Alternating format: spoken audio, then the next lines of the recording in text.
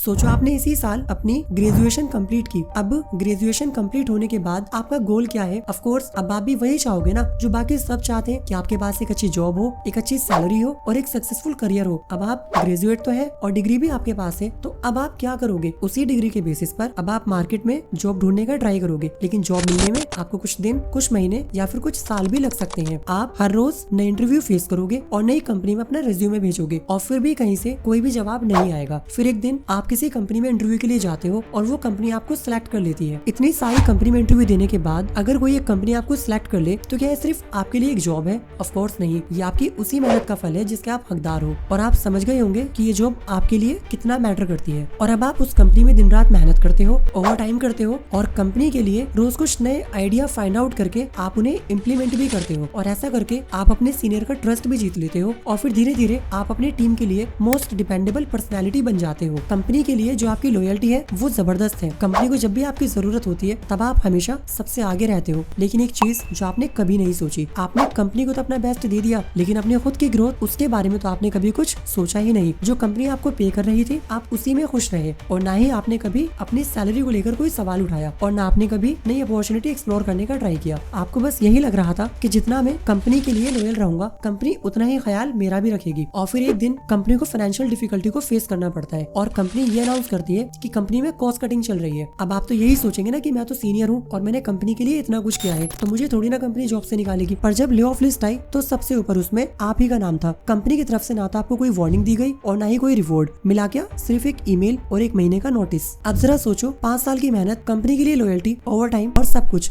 एक ही दिन में खत्म हो गया और कंपनी ने आपको निकाल दिया। क्या करोगे? अब आप नई जॉब ढूंढने का ट्राई करोगे और जब आपने नई जॉब के लिए अप्लाई किया तब पता चला कि नए कैंडिडेट नए टूल और नई स्किल के साथ तैयार हैं और आपने तो कंपनी लॉयल्टी के चक्कर में कभी कुछ सीखा ही नहीं। ना तो आपके पास कोई नई स्किल है और ना ही किसी नई टेक्नोलॉजी की समझ। अब आप क्या करोगे? ये कहानी सिर्फ आपकी नहीं बल्कि आपके जैसे हजारों लोग यही सोचते हैं कि अगर हम कंपनी के लिए ज्यादा से ज्यादा लॉयल रहेंगे तो ऐसा करने से उनका करियर सिक्योर हो जाएगा। पर सच तो यह है मेरे दोस्त कि कॉर्पोरेट की दुनिया में लॉयल्टी का कोई मतलब होता ही नहीं है। जब तक आप काम के हैं तब तक आप इम्पोर्टेंट है, जब आपकी जरूरत खत्म तब आप भी खत्म। तो आखिर सच क्या है? क्या कंपनी के लिए लॉयल रहना हमें सच में फाइनेंशियली सिक्योर बना सकता है या ये सिर्फ एक इल्यूजन है जिसमें फंसकर हम अपनी ग्रोथ से कॉम्प्रोमाइज कर लेते हैं? आखिर कंपनी लॉयल्टी का मतलब क्या है? क्या कंपनी लॉयल्टी का मतलब भी वही है जो किसी के साथ रिलेशनशिप में एग्जिस्ट करता है? ऑफ कोर्स वही, अपने एम्प्लॉयर के प्रति वफादारी दिखाना या यूं कह लो अपनी कंपनी के लिए ईमानदार रहना। मतलब जिस कंपनी में आप काम करते हो वहाँ पर आप कोई भी काम अपनी पूरी लगन और पूरी मेहनत के साथ करते हो, कंपनी में बहुत अच्छा परफॉर्म करते हो, कंपनी और अपने गोल्स दोनों को एक साथ अलाइन करते हो और लंबे समय तक एक ही कंपनी के साथ जुड़े रहते हो। लॉयल्टी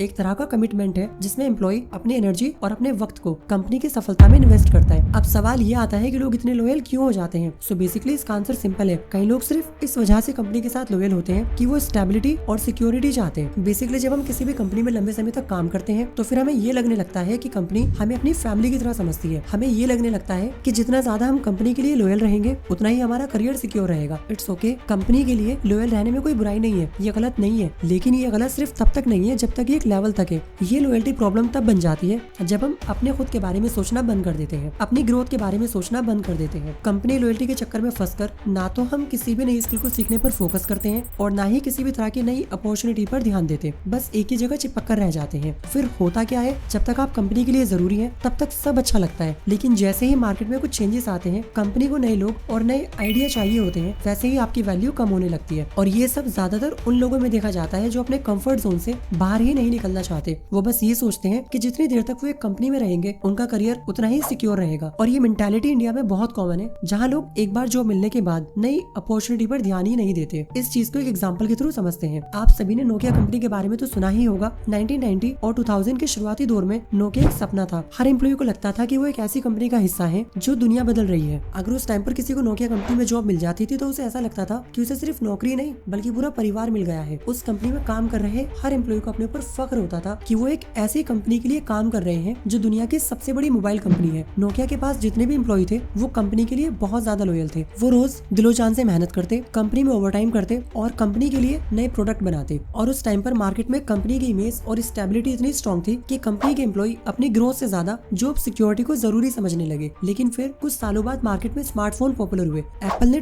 2007 में अपना पहला आईफोन लॉन्च किया और दूसरी तरफ एंड्रॉइड भी मार्केट में पॉपुलर होना शुरू हुआ तो लोग स्मार्टफोन की तरफ शिफ्ट होने लगे। नोकिया को लगा कि उनकी फोन की क्वालिटी और ब्रांड वैल्यू इतनी मजबूत है कि उन्हें बदलाव की कोई जरूरत नहीं है। और तो और एम्प्लॉय ने भी वही सोचा जो कंपनी ने सोचा कि हम तो दुनिया के बेस्ट हैं और हमें बदलने की जरूरत नहीं है। पर रियलिटी कुछ और ही थी। मार्केट में आईफोन और एंड्रॉइड दोनों ही बहुत ज्यादा पॉपुलर हुए और इनकी बढ़ती हुई पॉपुलैरिटी के बीच नोकिया कहीं खो सा गया और धीरे धीरे कंपनी बैंकरप्ट हो गई। उसके बाद सन 2013 में जब माइक्रोसॉफ्ट ने नोकिया का मोबाइल डिवीजन परचेज किया, तब मोबाइल डिवीजन एक्वायर करने के बाद माइक्रोसॉफ्ट ने एक ही दिन में 12,000 से ज्यादा एम्प्लॉय को निकाल दिया। जो लोग कल तक अपने आप को नोकिया का हिस्सा मानते थे वो एक ही पल में कंपनी के फॉर्मर एम्प्लॉय बन गए। कंपनी के एक सीनियर इंजीनियर जिन्होंने 15 साल तक नोकिया के लिए काम किया, उन्होंने एक बार एक इंटरव्यू में कहा था, मैं अपनी कंपनी के लिए दिन रात लगा रहता था। मुझे लगा कि जब तक मैं वफादार हूँ कंपनी भी मेरे साथ वफादार रहेगी। और जब ले ऑफ लिस्ट में मैंने अपना नाम देखा तो ऐसा लगा जैसे सारी दुनिया खत्म हो गई हो। आखिर गलती क्या हुई? क्या गलती थी नोकिया के एम्प्लॉय की जिसकी वजह से उनका फ्यूचर इम्पैक्ट हुआ? एम्प्लॉय ने कंपनी पर ब्लाइंड ट्रस्ट किया। उन्हें लगा था कि जितना वो कंपनी के लिए लॉयल है कंपनी भी उनके लिए उतना ही लॉयल रहेगी, लेकिन कंपनी ने सर्वाइवल के लिए सबसे पहले उन्हें ही निकाल दिया। जो एम्प्लॉय नोकिया में काम कर रहे थे वो सिर्फ उसी टेक्नोलॉजी में एक्सपर्ट थे जो नोकिया यूज करती थी। और कंपनी से निकाले जाने के बाद जब उन्होंने मार्केट में नई जॉब ढूंढने का ट्राई किया तब उन्हें समझ आया कि उनका जो एक्सपीरियंस है नोकिया को लेकर वो आउटडेटेड हो चुका है। नोकिया के एम्प्लॉय के पास कोई बैकअप प्लान नहीं था। जब कंपनी बैंकरप्ट हुई तब कंपनी के साथ उनका करियर भी डूब गया। नोकिया के एम्प्लॉय की कहानी एक कड़वा सच है जिससे हर एक एम्प्लॉय को सीखने की जरूरत है। इससे एक चीज तो साफ हो जाती है कि कंपनी लॉयल्टी से ज्यादा जरूरी है अपने करियर की जिम्मेदारी उठाना। लॉयल्टी बुरी बात नहीं है, पर जब वो आपकी ग्रोथ और स्टेबिलिटी को रोके तब वो आपके लिए बहुत हार्मफुल बन जाती है। मैं आपको ये नहीं बोल रहा कि कंपनी के लिए लॉयल मत रहो, मैं आपको ये बताना चाहता हूँ कि लॉयल्टी की बजाय आपको स्मार्ट लॉयल्टी अडॉप्ट करनी चाहिए। वो कैसे, चलिए समझते हैं। टेक्नोलॉजी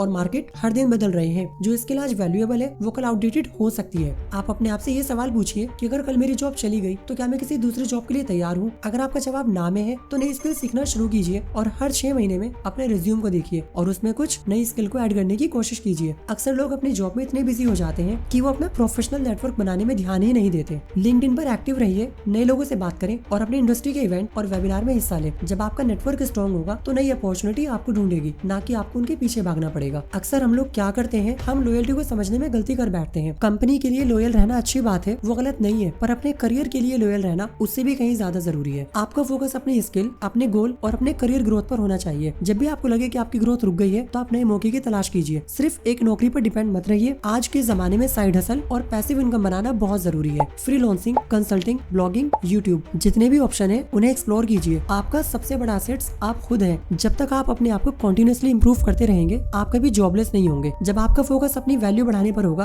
तो आप सिर्फ एक एम्प्लॉय नहीं, एक इनवैल्यूएबल एसेट्स बन जाएंगे। आखिरी बात, नोकिया के एम्प्लॉय ने अपने करियर का स्टीयरिंग व्हील अपनी कंपनी के हाथ में दे दिया था। जब तक गाड़ी सही चल रही थी सब कुछ परफेक्ट लगा, पर जब गाड़ी ने ब्रेक लिया तो वो सिर्फ एक पैसेंजर बनकर देखते रहे। लेकिन आप पैसेंजर मत बनिए, आपको अपने करियर की ड्राइविंग सीट खुद लेनी होगी। हाँ, मैं मानता हूँ कंपनी लॉयल्टी से बचा नहीं जा सकता। अगर आप किसी कंपनी के लिए काम करोगे तो आप चाहोगे कि आप कंपनी के लिए लॉयल रहो, पर अपने करियर के लिए जिम्मेदार बनना वो भी तो आपके हाथ में है। नोकिया के हजारों एम्प्लॉय का करियर रातों रात बर्बाद हो गया। उसके पीछे सिर्फ एक यही वजह थी, उन्होंने अपनी वफादारी को अपने विकास से ज्यादा जरूरी समझ लिया। लेकिन आप वो गलती मत करिए। आपकी सबसे बड़ी लॉयल्टी आपके करियर के लिए होनी चाहिए, किसी कंपनी के लिए नहीं।